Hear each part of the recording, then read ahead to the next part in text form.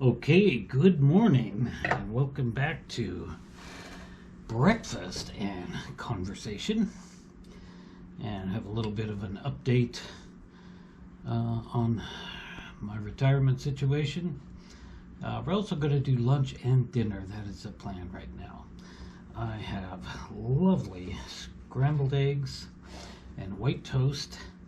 I make a sandwich out of the scrambled egg sandwich out of the toast, and I've got oatmeal, something I have not had for a while. So I got sick.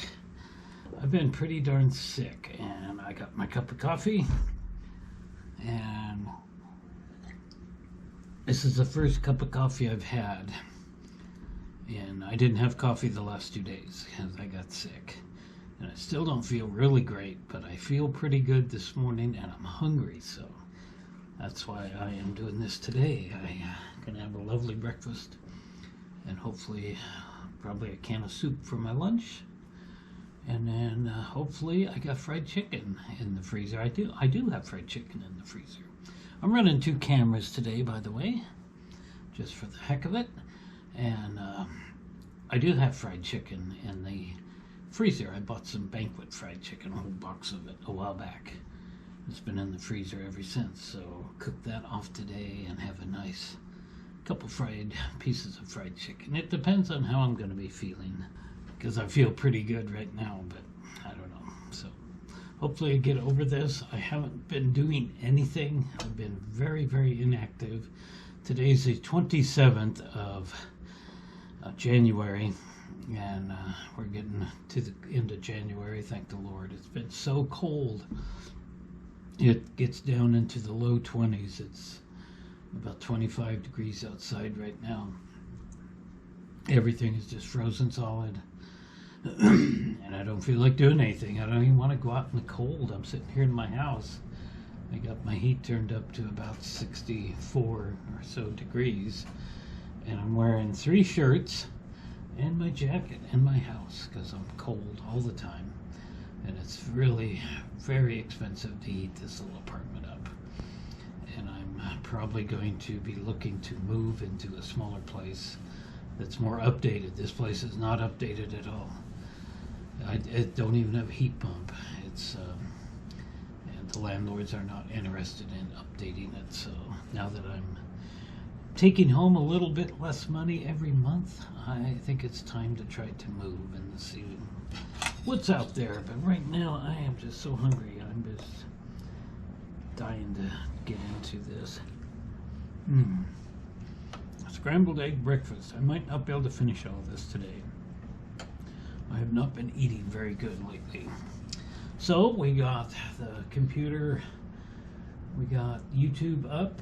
I'm not going to be watching sumo until dinner time tonight. But here is a favorite channel that I enjoy, and a lot of you old timers out there are going to know exactly who this is. This is Judy Norton. She played Mary Ellen Walton on The Waltons, which we watched.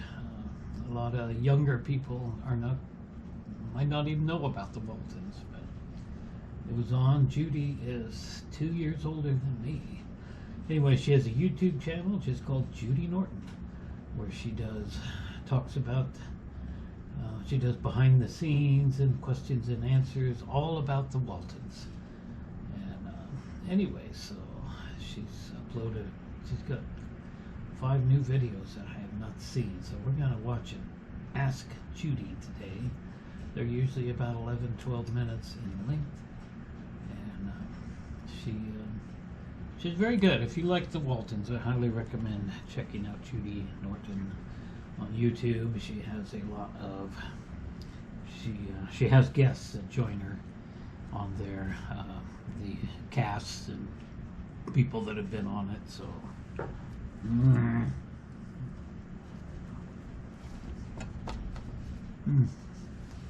need my napkin.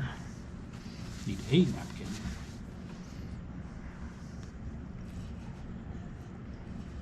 And I got my glass of milk too. So anyway, the oatmeal is old-fashioned oats. There's absolutely nothing in here at all. I think I put too much water in it. I don't add sugar to it or anything like that. I would add a banana to it, but I don't have any bananas. I ate them all. But a banana sliced up in there would be good. All kinds of fresh berries would be good in there. It's very dull and boring, but I understand the benefits of oatmeal. It is very beneficial, and I need the fiber. All right, let's start. Let's first of all grab the correct mouse, and we're gonna watch Ask Judy 56, number 56, behind the scenes with Judy. Let's go ahead and see what she's got to say today. I always give her a thumbs up. She does really good, informative Walton's videos. There we go.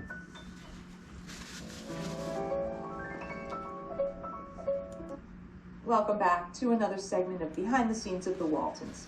Today I'm continuing with more of your questions in a segment of Ask Judy. Kathy asked, I wondered if any of the water scenes were real. You mentioned the pond had been drained. Were there any real areas used in the series, other than the ocean, of course? Well, the pond was filled in, so that was real water, but it was a man-made pond on the back lot of the studio. When we went on location more locally to a place called Franklin Canyon, there was a reservoir there, so we did see water. Sometimes Forgot to put my bib on again. People were fishing or something there. Mostly that water you saw from a distance. It was just a beautiful backdrop more than you actually saw people in that water. So other water that people got in. Favorite breakfast, was probably pretty much scrambled eggs. Priscilla's pond on the back lot of the studio. We saw little streams and stuff. They could create running water through little creeks and things like that on the back lot. So all of that was just sort of man-made. And then anytime it rained, they created that rain because you couldn't time it in Southern California to say, well, we need rain on Thursday or sometime this week during the filming. It just didn't, you couldn't count on that. And you couldn't say, oh, it's raining tomorrow, let's hurry up and go shoot rain scenes.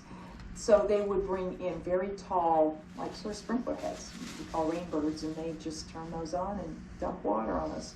So this was all filmed in downtown Los Angeles. So that was all our rain scenes.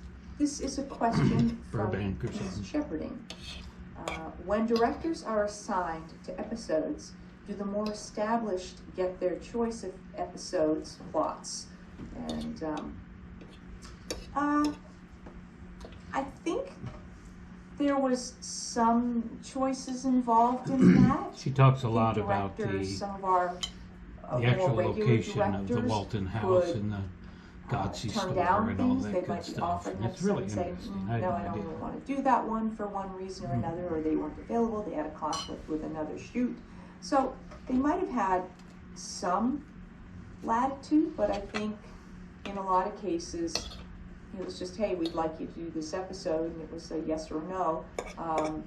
I don't know that anybody necessarily knew, well, we're going to do this such and such an episode. And it's not like directors got to read all the scripts and then decide which ones they wanted to do. I don't think that happened at all.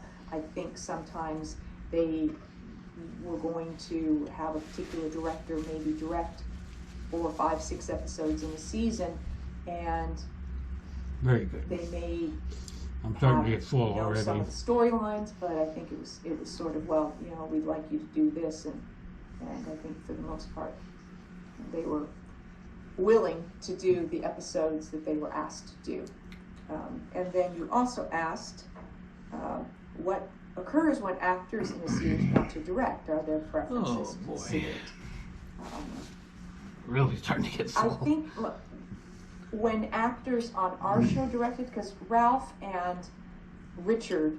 directed more episodes than Richard directed a couple.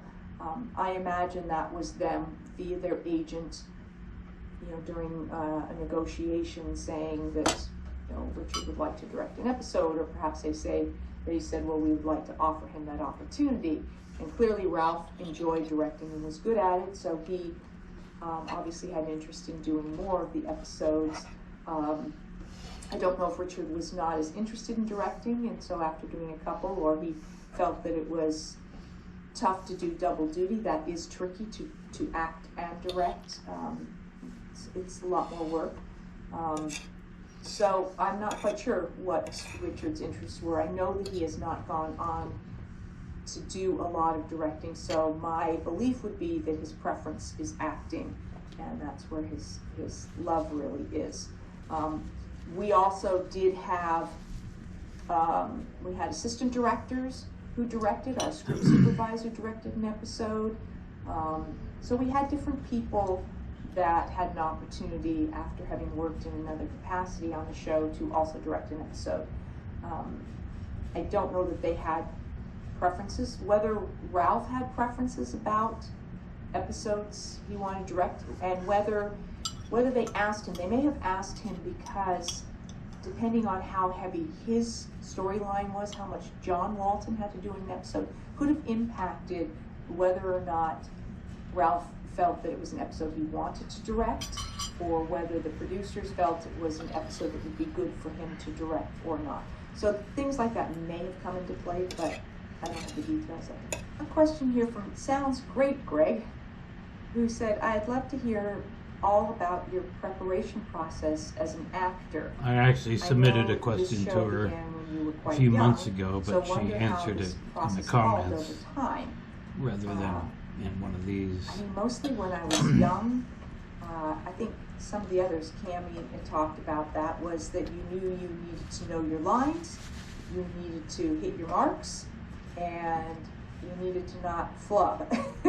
So those were sort of the basics when you were young, is knowing the lines and then understanding the attitude of the character. For me, with Mary Ellen, I knew she was, she was tomboy, she had an attitude, she was full of herself, she was combative, but in a fun way. So that was kind of taking what was in the scenes and just recognizing it from that perspective. Other work that I had done earlier, similar, was sort of what is the emotional state of this particular person.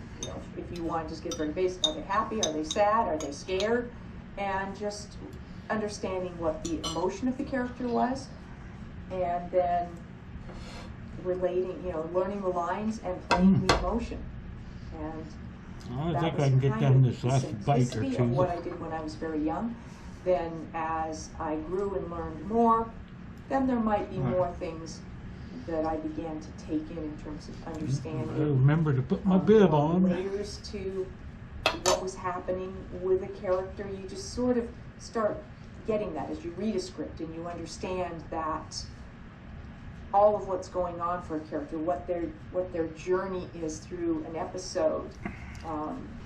So I can eat the rest of that oatmeal, though. Mary Ellen's feeling very frustrated. Very good. She wants to go explore the world. She's tired of being on Walton, so she's feeling restless. So that whole thing happens, and then that's the main thing I remember about Mary Ellen. Boy, and she's smitten, and he's traveled all over the world. So now she's got this crush.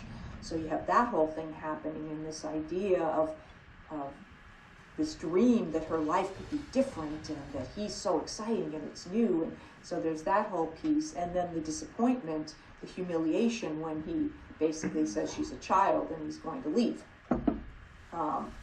So there were all those sort of elements. So understanding in any given scene where my character was on that journey. Was she, before having met him, was she in the excitement of this crush and this dream of this other world? All right, well, I'm going to end it there. The video's already long enough. And check out Judy Norton's YouTube channel. And I will be back for lunch a little bit later on again, those are this sort afternoon. of broad strokes of Thanks what for went on, watching. but we never